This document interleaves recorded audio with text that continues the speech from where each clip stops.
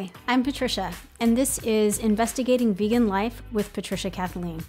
This series features interviews and conversations I conduct with experts from food and fashion to tech and agriculture, from medicine and science to health and humanitarian arenas. Our inquiry is an effort to examine the variety of industries and lifestyle tenets in the world of vegan life.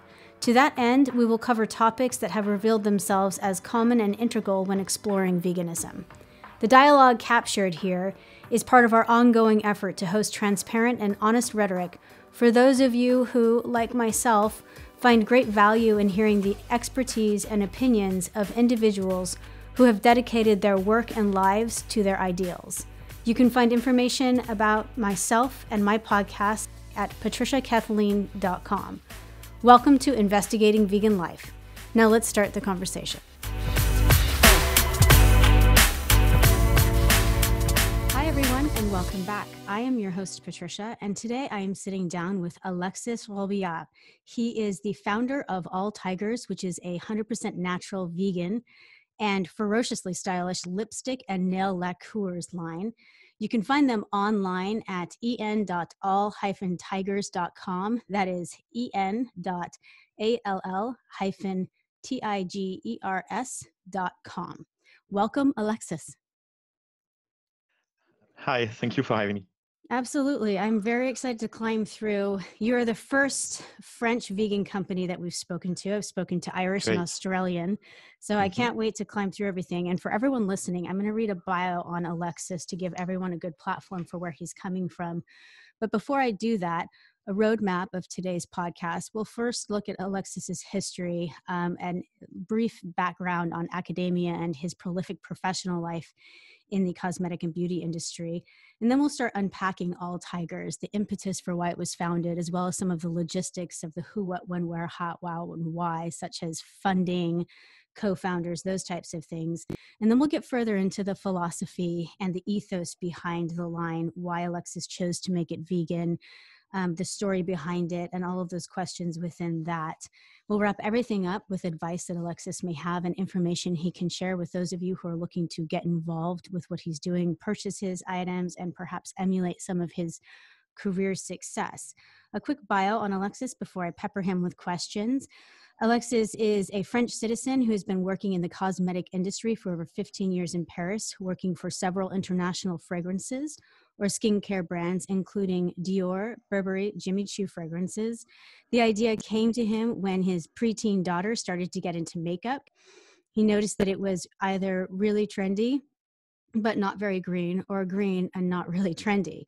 And there was also a kind of vegan challenge, the vegan claim often used as camouflage for highly synthetic formulas. Why not have both? Alexis asked himself, plant-based formulas and vegan ethical formulas. He then realized that all women around him were confronted with the same exact issues. That was the starting point for All Tigers, natural, vegan, and ferociously stylish makeup. So Alexis, I love that the impetus, and I really look forward to kind of unpacking All Tigers and get further into the story about what you've discovered with your daughter with the information you have on your website.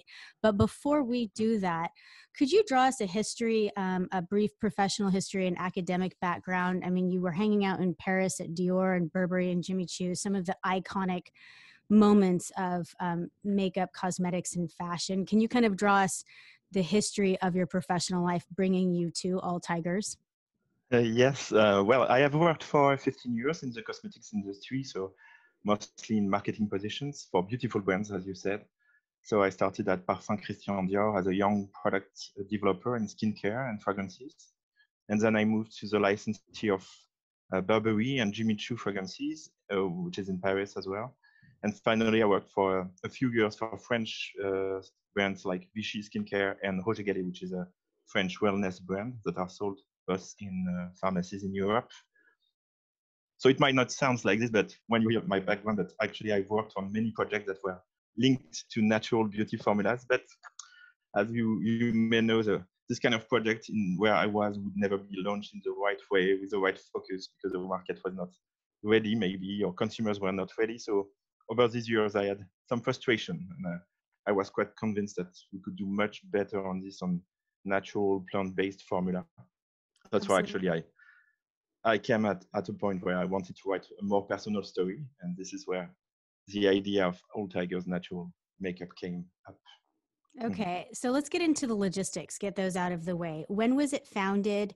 Did you have any other founders? And did you take any kind of financial funding, be it loans or venture capitalists? All Tigers. Now we are a small team of 3 people today, but it was actually only a 2-year story. It started at the end of 2017. Where actually I found a supplier, the ideal supplier for me to work on natural makeup. And it was purely self-funded at the beginning in 2017. And I raised a little of money on the way, but still it is still our turnover that actually finance most of our spendings now. So yes, the real launch, the actual launch came after a crowdfunding campaign. So it was at the end of 2018, and Alexis, we lost you for a second there. Are you sorry. there? So Okay, actually, so yeah, sorry, we lost you for a second there. Can you go back to crowdfunding? You said you launched it was self-funded, and then you did crowdfunding, and then we lost you after that. It was self-funded at the beginning, at the end of 2017, beginning of 2018. So I started the project, and actually I did the crowdfunding campaign at the end of 2019, and then I raised a little of money on the way, but most of our spendings today are financed by our turnover and organically. Okay. And I'm wondering, I know vegan companies in the United States go through a plethora of venues, and there are different indexes they find their manufacturers and distributors and things like that. What was the journey like for you researching people to help you manufacture vegan products? How was that interviewing process? Were there a lot to choose from or very few? Actually, I wanted to make makeup that would be at the same time natural and vegan. As you said before, actually, you can do vegan when it's 100% synthetic ingredients. But I wanted to be natural makeup and natural formulas. So it was quite complicated because it's not an expertise you find everywhere. It's only a few suppliers in Europe doing plant-based makeup, and vegan makeup is another expertise. So actually, there was very few suppliers that could do both. So I did some interview, as you said. It was quite some research, but at the end of the day, you don't have so much choice. So what is great is that actually it was love at first sight with the supplier. So at least on a personal level, we were super in line and quite easy to actually go on the same vision. Absolutely. And you're drawing up an interesting point, and I'm glad for that clarification. I kind of want you to enumerate on that, expand further for our audience.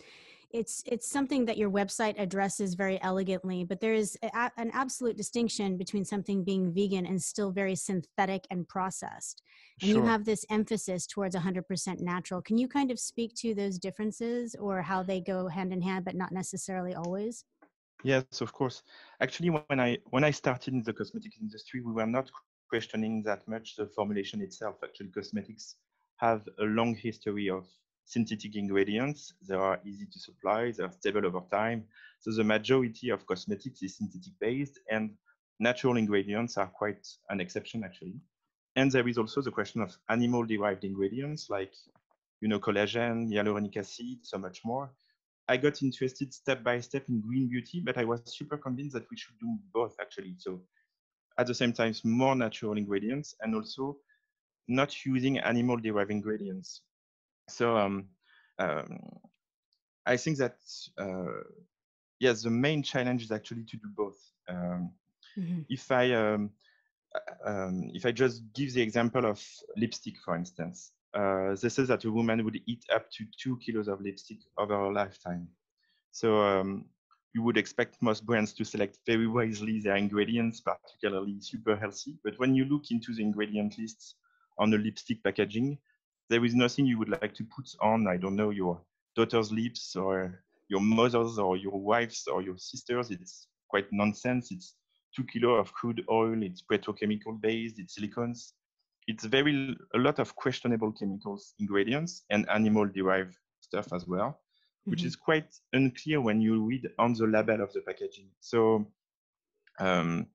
as you say, it's when in a lipstick, for instance, on animal-derived ingredients, you will find beeswax or bees products. They often come from far away where the conditions are quite controversial. Bees are raised in a box and fed with glucose and no flowers, no prairie, no nice beekeeper in love with bees. So it's unethical points. In a lipstick, you can also find red pigment called carmine, which is not vegan. It comes from female cochineal, so a little bug that is sun-dried and crushed. So another ethical issue, you don't really want to kill animal or insects to actually create a lipstick. And we want to put actually that on your lips. So the alternative would be to just replace by synthetic ingredients and have a 100% synthetic lipstick. But it's the same, actually. You don't want to eat 2 kilos of synthetic ingredients. So you see what was important for me is really to get to natural and vegan and not to make only vegan, which also could mean actually purely synthetic ingredients. And this is where the vegan as a natural 100% kind of meets up with it. There's a parallel in the food-based world where people are talking about being whole plant food-based vegans as opposed to just being vegan. There's that junk food vegan person out there. And there's this parallel after I was researching the work that you've done in your company at All Tigers. And I was looking into and kind of rethinking. I had been taught from a very young age that to have it was impossible to have a vegan cosmetics line because there was nothing that created the preservatives that the items would tarnish or become rotten before one could use them all. And there weren't mediums, platforms to deliver the same consistency on. And there was this kind of understanding, even as, as someone who is very well versed in the vegan community, that there was just an inability to have cosmetics be 100% natural and vegan. You could have them vegan, but they were going to have these chemicals in them and things like that. And it does sound, as you're describing everything out there that isn't 100% natural and or vegan, it sounds like there aren't any mediums left. The people you're working with, the people that are, manufacturing it, are they flagships? Are they people who are like the first in their industry? Or are there a lot of companies out there that have these alternative ingredients that we just don't know about? I think you have a lot of alternatives and you have a lot of brands working on that. But as you say, it's much more like local, small brands. It's never like the big flagship brands, probably because actually it's not as easy to create an industrial process for very large quantities on a natural formula, because actually it requires some specific attention and you can have a very fast process, for instance. So I think that's why actually most of the big companies don't want to go there, because it will actually it raise the costs, because of course natural ingredients are more expensive than most of the synthetic alternatives, and also it has impact on purchasing, on industrial process, and so on. So it makes it much more complicated, and if it's complicated, it's more costly. So I think that's the reason why it is still small brands or local brands that actually.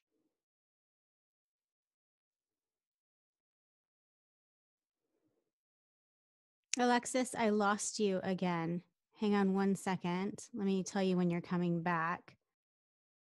Let me know where I should come back. Okay. So you said the last thing I heard you say is small and local brands. You were speaking into the cost effectiveness and how the cost goes up, and you were talking. Yes. If it's more complicated to industrialize a product, for sure it will be more costly, and the natural ingredients are more costly as well. So I think that the secret of it, and why actually it's still the small companies that actually go for it, because they believe in their consumers and they want to invest in their consumers. Yeah, absolutely. I'm curious, and I want to restate what you said, because I read it on your website and gasped.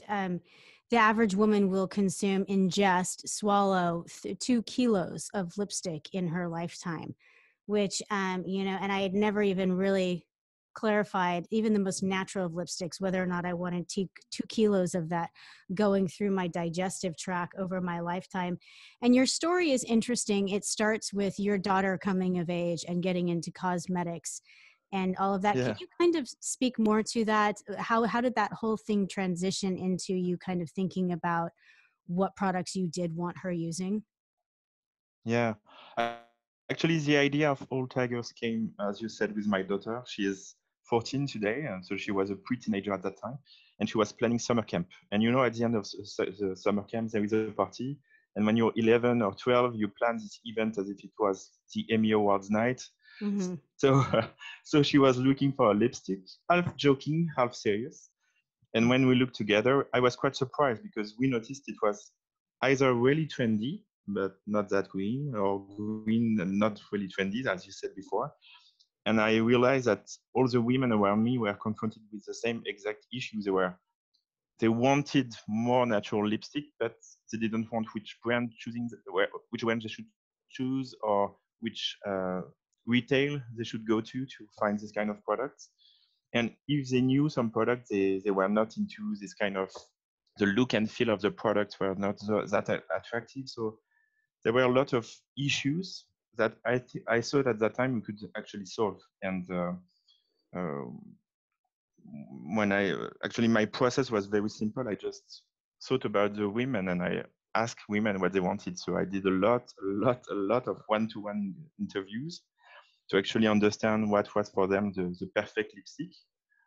And then actually I opened very early an Instagram page asking women to actually help me to create the perfect lipstick in their dream. So perfect lipstick, that would mean, of course, super good colors, super good shades, um, a great old, long-lasting colors, but also natural ingredients and vegan. Actually, the vegan aspect was quite important for only a part of them, but I thought that was important that actually even this minority of women would be, we could address them with this kind of product. Actually, I made a promise to actually do the perfect lipstick, so I thought I should actually be faithful to this promise. So I went into vegan. I was not so clear about what was vegan at that time, and actually on a personal level, I have transitioned a lot on that. So it was an interesting travel, actually, an interesting trip. Yeah, it's a dialogue. It's a philosophy that kind of starts to permeate all areas of life, even for me 10 years in. I'm wondering, when you designed it, I love this idea of collecting intel and doing this market research with the French Parisian woman.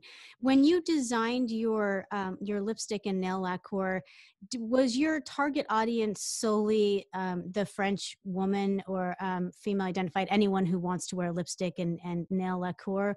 Or did you think eventually you might try and expand it to other European countries or even globally? Actually, it's a really good question, actually, but for sure, I thought about it internationally because I think that what we stand for actually can echo many women around the world. I, I would be very proud to be in the UK. Alexis, I lost you again. Hang on. Okay, you're back. You said you would be very proud to be in the UK, and then I In the lost you. UK, in the US, in Canada, in Asia, actually, I would be very proud actually because I feel what we stand for could help many women transition to a greener, ethical, vegan lifestyle. And it's not a question of being French Right. or being from Well, another I think country. It's really France, yeah, France is always used as the icon. So I don't think it hurts to be, to launch from there, from the beauty industry and cosmetics line. I do like the push, the impetus for your story, this inspiration of your daughter. It points towards I want all women to be healthy, but most importantly, I want to bring up my daughter's generation sure. in a different light than Yes, mine sure. or my mother's or my grandmother's. And so I think getting this new generation very aware of the ingredients and what they're putting on themselves is key. And companies like yours that do that are paramount for the next generation and their generation after that. I'm wondering, we talked off the record, I told you I was going to ask you about this, but the relationship that I can kind of, if I can speak for my country, which I'm sure most would prefer I not, but the relationship between the American woman and cosmetic buyer and consumer, and that to products that are considered vegan. And I said vegan originally, but 100% organic and eco-sustainable and things of that nature, is this idea of luxe. you know, there are a lot of environmentally conscious people, but a lot of people see that and they think that not only is it environmentally friendly, they immediately assume it's going to be better for their body. Therefore, they're prepared to pay more. And also it feels more expensive. They expect more out of the product, of the packaging, even, if you will, those types of things, that the packaging be eco-sustainable. There's all of these attachments, these relationships that go along with something that's vegan and 100% organic. And I'm wondering what the Parisian conversation is, if you would be so bold as to do the same for your country. Is the reception of vegan and 100% organic products, cosmetics in France received on the same level, or can you kind of speak to how the French citizen might view that and what the relationship is? Alex, oh, there we go. You're back again. So I didn't hear anything after I asked the question. Are you there? Is it better now? It's better now. Okay. So after I asked the question, you went silent. Okay. Ooh, I lost you again. Let me check. Okay. You're back. I can hear you again. Sorry. Can you start again?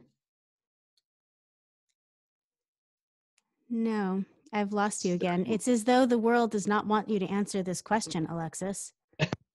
You're kind of going in and out. Let me make sure. It's not my... Shall I move? No, I think my connection should be okay. You're back now.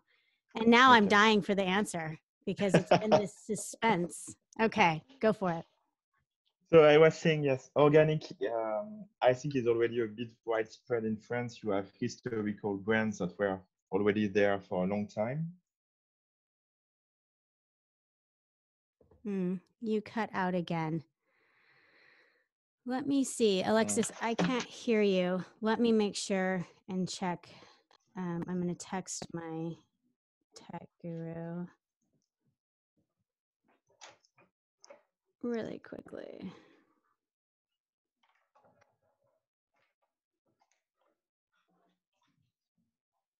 Have you had any internet problems in your location? I don't think so, but maybe I can move. Maybe it will be better. Yeah, I'm gonna push mine real quick. Are you in Paris right now? Yes. I love Paris. Is it better like that? Yeah, that's great. I'm just pushing my tech people to make sure that they stay on it. Okay. Yep, everything is good. Okay. Well, we're back and we're ready to go. So will you start from the beginning one more time with that last question about the Parisian? Okay. I think on the organic part, I think it's already a bit widespread because you have a lot of historical brands already on the market. And it's not only a question of luxury. You have a lot of organic stores with already brands over there. So organic, I think, was not that exceptional. Vegan is a different story because vegan lifestyle has a recent history in France. 4 years ago, it was only 1% of the population that would declare itself vegan, so very small. And last year it was 3%. So you see that, and it's 3% that say they are vegan and 10% saying that they'd be interested in vegan products. So you see it's recent, but it's going very fast.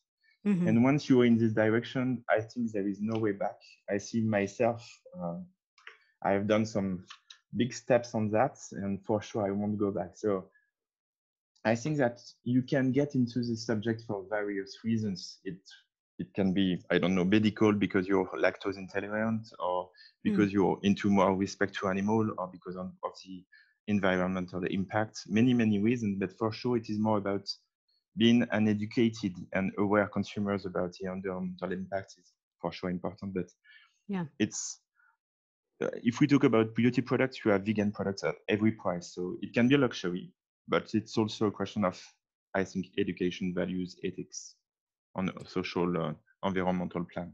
I agree. And as the need goes up, the price will come down. It's the same thing with the vegan food industry. Once these ingredients become available and as free flowing as eggs and milk, then the prices come down. I'm wondering with the different items that you have. So when you launched, how many you have lipsticks and nail lacquer. And how many of each did you launch with? Did you immediately grow? How many of each do you now have? Can you kind of speak to the product line? Yes, so we started with a range of 12 shades of matte lipsticks, so matte lipsticks, and the formula is 100% vegan, of course. It's up to 100% natural because why 100 up to 100%? It's because sometimes on some pigments we don't have alternatives, either natural or either sorry.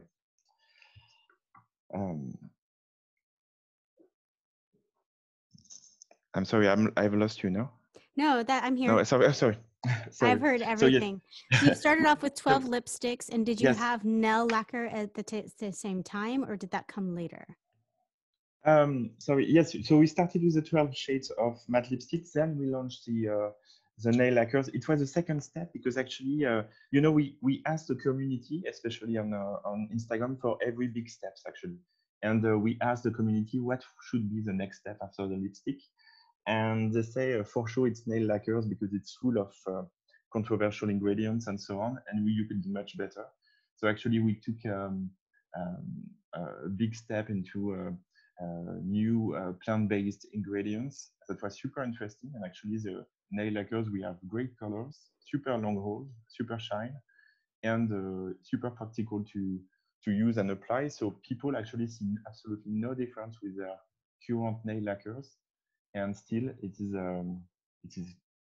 up to 83% of natural based ingredients. Yeah, and that seems like a tricky one. The nail polish industry in the United States is by far exceeded all other cosmetics products over the past 5 years. It went from a ridiculously mediocre climate to the next booming, hundreds of trillions of dollars a year. And I know that with that, there are very few people actually considering the ingredients. And it's one of the few things that I think people think that the nail is not necessarily placing it on the body. And there's been a lot of talk to the problems with that and people viewing that. And I've spoken to a vegan nail polish industry maker here in the United States in Nevada. And she said the difficulty for her in developing it, she was actually developing formulas, which was getting these long-lasting, long stays that the gels and the traditional industry had been mixing in.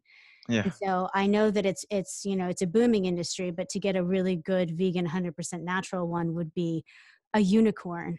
How do you feel about your product with the nail lacquer? Do you feel like it's as good as its counterparts that are not vegan and 100% organic? I think it's the same for lipstick and the same for nail lacquers. What surprised our consumers that are used to maybe luxury brands or conventional brands, for instance, is that actually they find the same service. They find intense colors and long hold colors and shine in the example of the nail lacquers. It is not what they expected from natural makeup, to be honest. They thought that actually they would have to compromise on quality. And what is great is that actually they love it. And that's why actually now we have many products on eyes and complexion and so on, because we feel we can make a lot of good stuff with natural ingredients and plant-based ingredients in a vegan way, and actually bringing exactly the same service that they are used to with their current range. So what's next? What do you think you've gone into? You reached out to your people. They asked for nail lacquer. What's next? Will you do anything else? Will you stay within just those two product zones, or do you think you'll keep expanding? For sure, we will keep expanding. I'm sure of that. So actually, we are a makeup brand, so we want to go to eyes and skin for sure, because we want to offer the community a very easy, attractive solution to transition to a new lifestyle in their daily usage. So I feel this is our mission, and especially in this period of time of what we are going through with the COVID-19, I feel and I hope people will feel even more connected to the planet, to the living in general, and that the daily products that help make the world a better place will thrive. And I feel that actually our kind of product, all Tigers products, have something to do with that and to contribute to that for our consumers. Absolutely.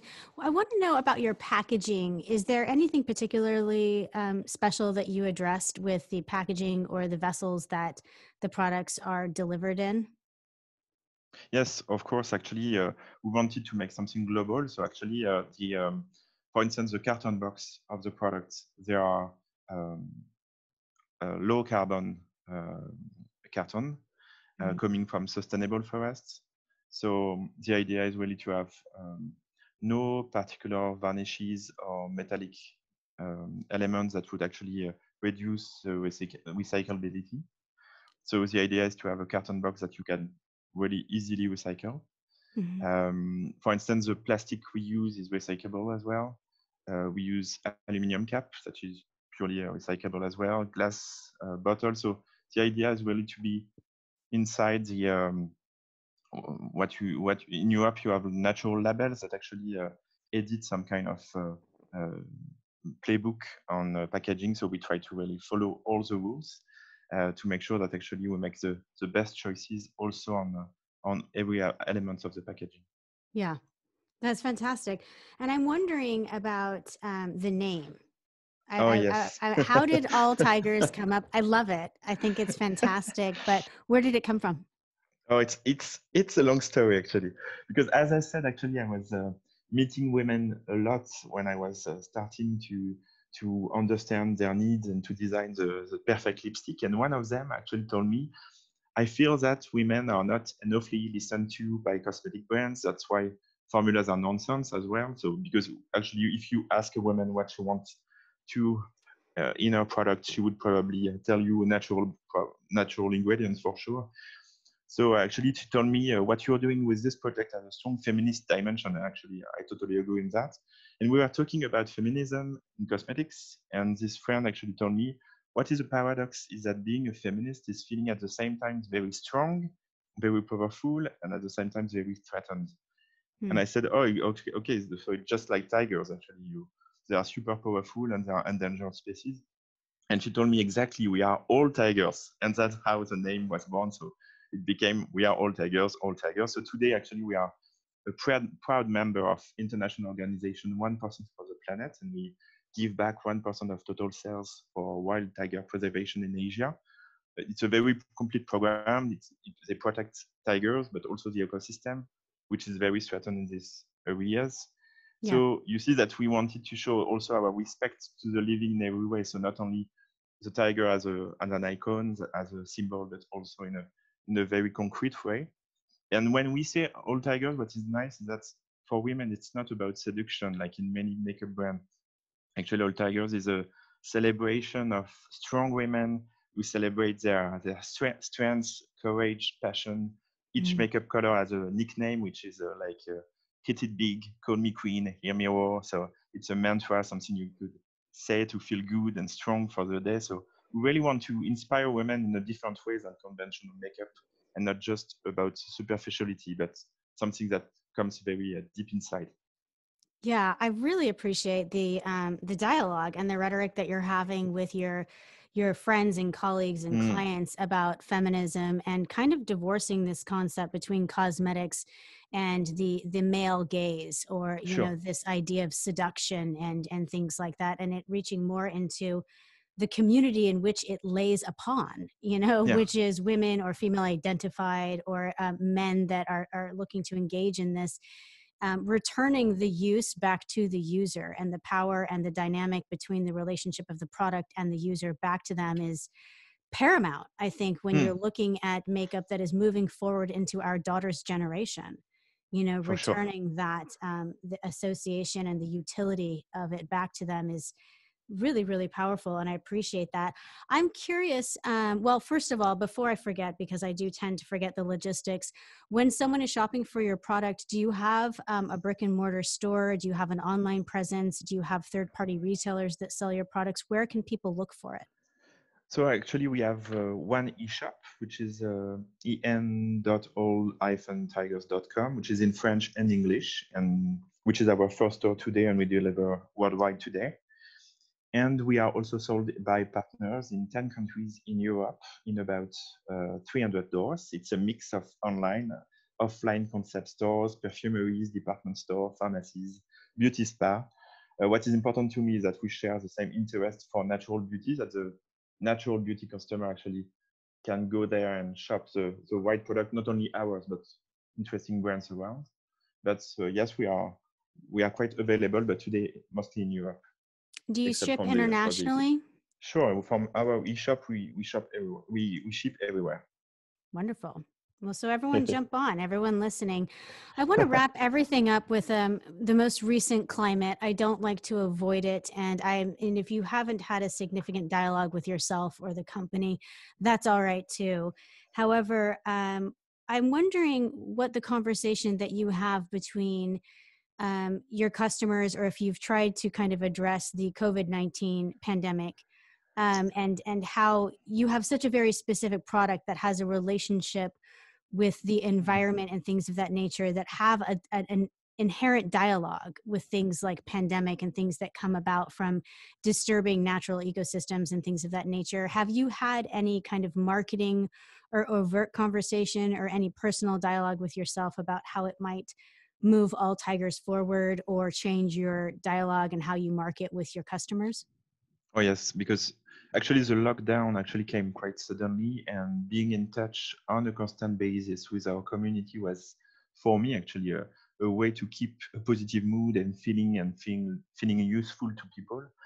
So, for instance, All Tigers distributed. We are today distributed in some pharmacies with a strong natural offer in France, and those pharmacies were at the forefront of COVID-19. So we produced 10 cents hydroalcoholic gels to be supplied for free to health workers in the area. So for me, pharmacies are part of our community.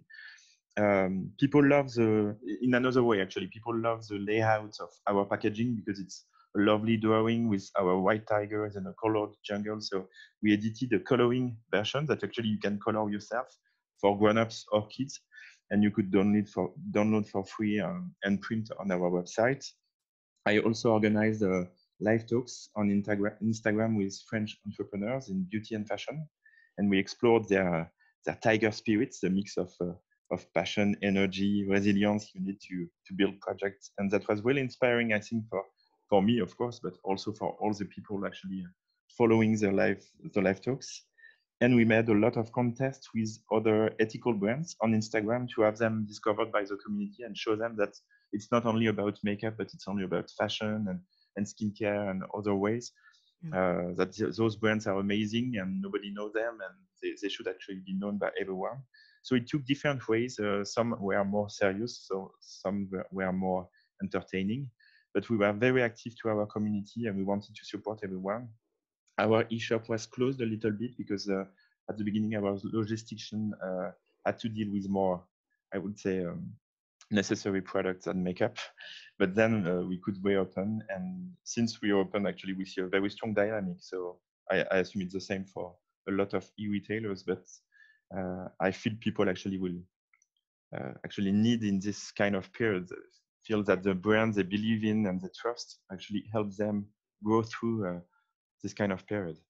Absolutely. And I appreciate that dialogue. It sounds like you've had so much movement on so many different fronts. A lot of people feel paralyzed, with how to address it, with how to look at their industries, their communities, how to incorporate that dialogue into what they're doing. And it sounds like you've done it so gracefully. I'm curious from a personal standpoint, do you identify yourself as vegan? Oh, yes, actually, yes. You're right. I didn't mention that before, but that's an important question. Actually, when I started All Tigers, I didn't know, as I said, so much about vegan. So it was quite a discovery for me. And it was, let's say, like a step by step. I was at the time a very big meat eater. So to be honest, I was not vegan at all. And I did not know so much about it. So I got interested. I felt quite positive about vegan. I read a lot about it. But even if you know that it is more ethically and environmentally friendly, I think it is not enough. Actually, vegan is not about a question of motivation. It cannot be only a rational process. It's something that you have to feel deep inside.